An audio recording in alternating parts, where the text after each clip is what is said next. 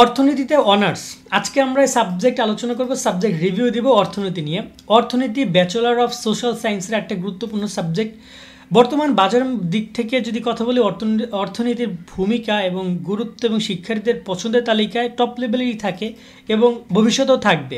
এবং একটা কথা বলতে চাই যে অর্থনীতি এটা অন্যান্য যে ব্যাচেলর অফ সোশ্যাল সায়েন্সের যে সাবজেক্টগুলো রয়েছে তার মধ্যে সবচেয়ে একটা ভালো সাবজেক্ট এবং কঠিন সাবজেক্টও বটে। কেননা অন্যান্য সাবজেক্টে এত বেশি অর্থনীতি করে না যতটা এই অর্থনীতিতে শুধুমাত্র থাকবে।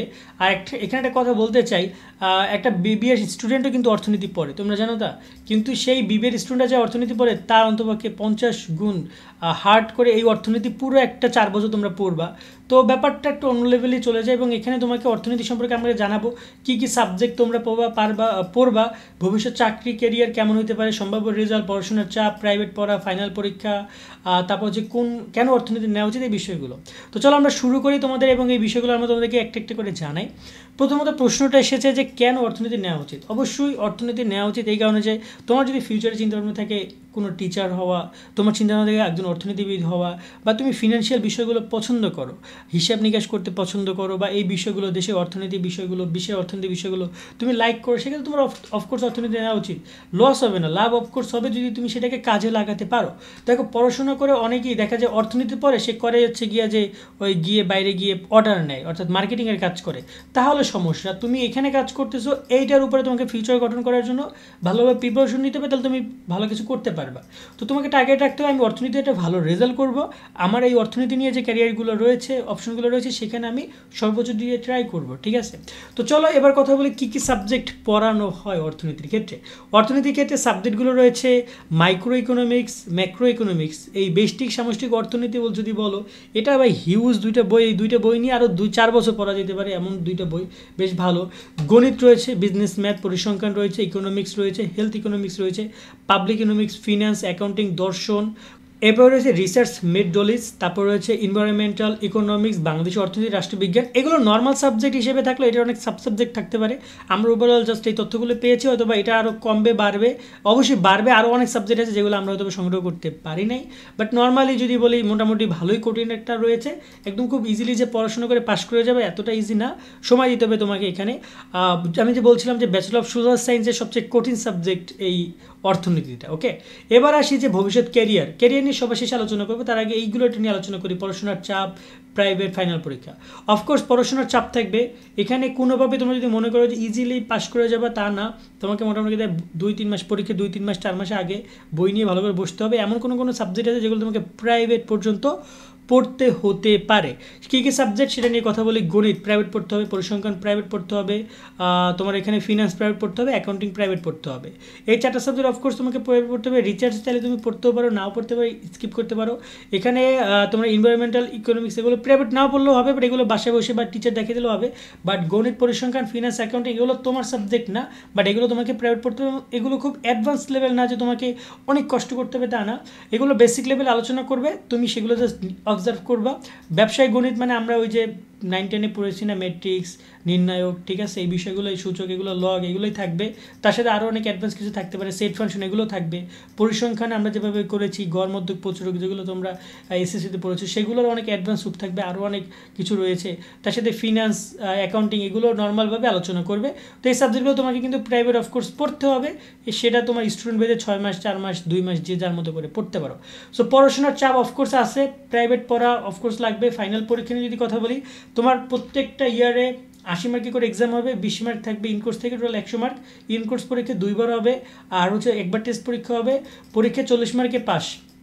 পড়াশোনার চাপ আরেকটা ব্যাপার বলে রাখি, যে তুলনামূলক পড়াশোনার চাপ থাকবে। তুমি যদি কেউ মনে করো যে এখানে পড়াশোনা করবা সাথে জবও করবা, অর্থনীতিটাও টাফ হতে পারে। হয়তো ফার্স্ট ইয়ার তুমি পারবা, অথবা দেখা যায় ফার্স্ট সেকেন্ড ইয়ার পারবা না, থার্ড ইয়ার ফাইনাল ইয়ার পারবা।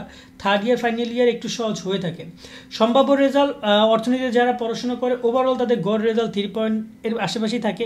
ওভারঅল 3.4050 থাকে, এর বেশি খুব কম পায়। কেননা এখানে প্রচুর লেখালেখির বিষয় থাকে। তো এখানে তোমার microeconomics, macro economics, econometrics, health economics, এগুলো যেগুলো রয়েছে, এগুলো কিন্তু তোমাকে কম বেশি তোমাকে প্রচুর লেখালেখি করতে হবে। তখন দেখা যায় একটা 10 মার্কের প্রশ্ন শিক্ষক 8-9 দেয়, কিন্তু যে গণিত 10-এ 10 পাবা, পরিসংখ্যান 10-10 পাবা, যার কারণে একটা অঙ্কর সবচেয়ে বেশি নম্বর পাওয়া যায়। তাই এখানে ওভারঅল 3.50 রেজাল্ট শিক্ষার্থীরা রেজাল্ট করে থাকে।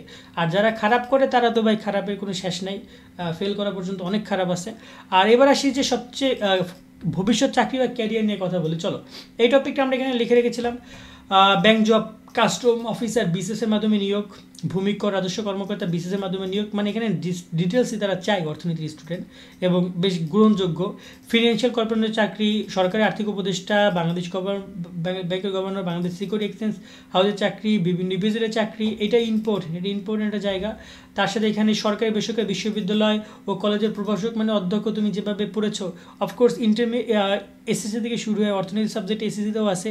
এসএসসি মানে 9-10-এ তুমি অর্থনীতি, তারপরে তুমি ইন্টারমিডিয়েটে অর্থনীতি এবং তুমি বিশ্ববিদ্যালয় পর্যায়ে প্রাইভেট, পাবলিক, ন্যাশনাল সব জায়গায় প্রভাষক বা শিক্ষক হিসেবে জয়েন করতে পারো।